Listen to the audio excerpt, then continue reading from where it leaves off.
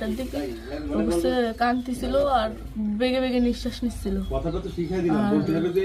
তারপরে আমি করছি কি হয়েছে তোর, ওরকম কাঁদতেছিল রাত্রেও, আবার ওরকম করতেছি সাত করে আদর যাচ্ছে। তো তারপরে করছে মানে তাও আমার সাথে এরকম করছে আর হচ্ছে ভাইয়া দরজা খুলে দিছিল। তো আমি করছি আমার এই ঘরের ভিতরে হলো, আমি তো কিছু টের পেলাম না। তো বুঝতে আমার ঘরের বাইরে।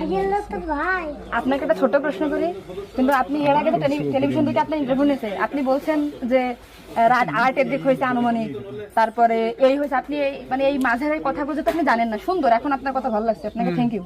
এই যে মাঝের যে কথাগুলো এগুলো আপনি কেন মানে ভয়ে বলছেন নাকি ওদের বাঁচানোর জন্য বলছেন?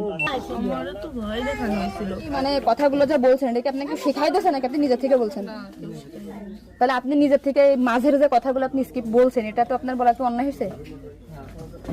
তাহলে আপনি নেক্সট টাইম মানে আমরা খুব মানে আমি আপনার ভিডিও 100 বার দেখেছি, সত্যটা জানা